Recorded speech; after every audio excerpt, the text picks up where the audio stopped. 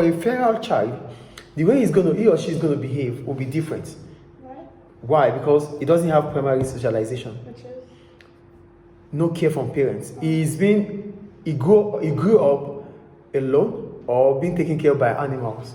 Oh no, like personal appearance. Yeah, you get it. So we call him or her a feral child because he lacks primary socialization. No parental care.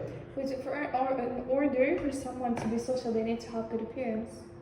Good parents?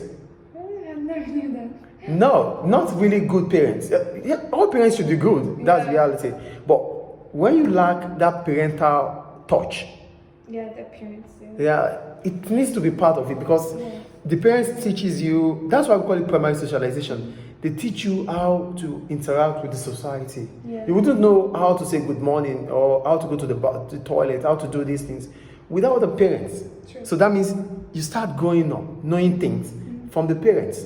So a child that lacks this parental touch or care will be considered as a feral child because it's either he grew up himself, like without anybody care for him or her, or he or she is being raised by animals. You know, people can be raised by animals. Yeah, I know. You get about it. Yeah. I'm being reasonable here, you know. Wait. Being reasonable, yeah. Actually. Yeah, there's a case about it. A child being raised by animal. Yeah, so that child will not behave like human. He would, for a feral child could walk with all hands, with the legs, like animal. Yeah. He's not going to walk upright. Yeah. So the thing is, he's not going to even eat food. Might eat. Other raw animals. Yeah, you get it? Yeah. Or leaves and the rest. So let's go on. We can understand more about feral children anyway.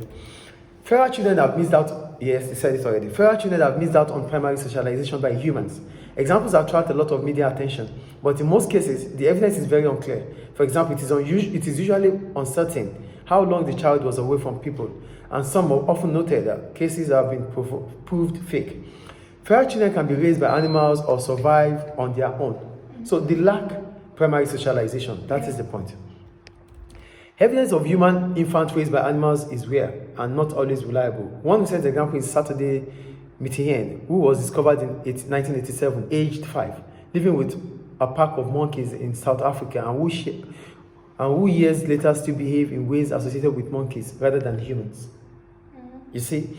So, however, evidence of children raised with little or no human contact is more common.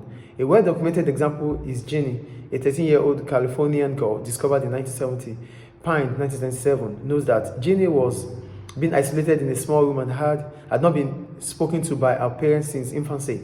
She was malnourished, abused, unloved, bereft of any toys or companionship. When Jenny was found, she could not stand erect. Yes, she couldn't stand upright. She was unable to speak. She could only whimper. So, feral children are sociologically significant for two main reasons. First, when children are raised... Okay, so before we go into evidence about feral children. So, for a feral child, you know, how we stand up, how we sit, we imitate. But you don't have people to imitate. How a child talks. A child will start talking through imitation. Yeah. Right? So, when you don't have that, how will you be able to talk? You won't talk. So, that's why we call them feral children, because they lack that primary socialization. So, that said, figure one, Daniel, okay. So feral children are sociologically significant for two main reasons. First, when children are raised without human contact, they fail to show the social and physical development we would expect from an ordinary raised child. For example, walking upright, talking. We just talked about it now. So these things comes with imitation, but you don't see people do it, then you won't do it. So you wouldn't even understand how to do it. Yeah, so that's why they're not social. That's why they are not social. So children raised by animals behave as the animals do, suggesting that they learn by imitation. Yeah. Do you get the point here now? I also know there is like this little girl that's like in my family. She's not social at all. She cannot speak to others because she's been like in a long time. She never spoke to anyone. She didn't go to school. That's why she has a really hard time socializing with random people. So, because nobody does it, yeah, you can't even imitate. You don't have anybody to look up to. Yeah, she doesn't. So you lack that social. Yeah, she lacks.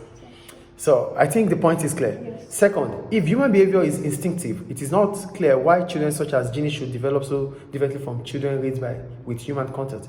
We would also expect that once we turn to human society, fairer children would quickly pick up normal human behaviors.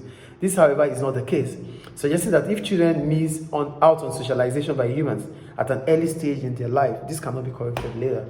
So, yes, they are being raised by animals. For example, they are being raised by animals, but what they are saying here is nature. The first one is nurture and nature. So nature is the instinct part of it, like it's human. So normally it should behave like human. Yeah. Naturally, it should behave like human. Yeah. Oh, because he or she has been in contact with animals. So he's behaving like, or she's behaving like an animal. But as soon as he's been out of the animal situation or the animal environment, he should come back to behaving like human. That is where nature comes in. Yes. Then, but it is not possible. Because, like what they said there, he said, it's if you lose the social interaction, you lose the primary socialization, it is difficult to catch up with. Of course, if you're used to such an environment for such a long time, it's hard to go back. So that means nature versus nurture situation is coming up here. Yeah. So it is the nature of human to behave as human. Yes. But because there's nurture, the nurturing part of it, which is your parents telling you what to do, my parents telling me what to do, what not to do. That is nurture. So nurture is also an influence to how we behave in the society, not only nature. Nature has its own side, but nurture has more influence because whatever we do is through imitation. So that is the point they're making there. Do we get it? Yes. Okay. So shall we move on? So further evidence for the significance of socialization is the fact that different cultures develop different ways of doing things. If human behavior were governed by instinct, that is nature, we would expect there to be few, if any, differences between society. In fact, of course, there are huge variations between cultures.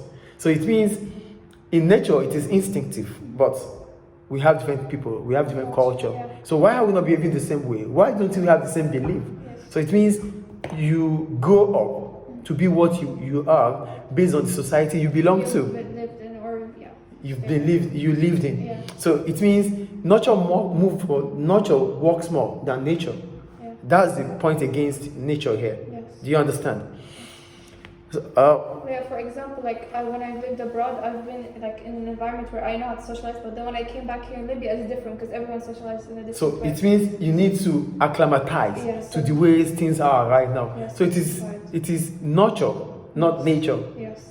In nature, it is natural, but in nurture, it is learning how to, Yes. which is important to human behavior in the society. I think the points are clear. Yes. So we can just go down. Yeah. So the I and the me. So basic human skills have to be taught and learned. So the symbolic interactionist George Herbert argued that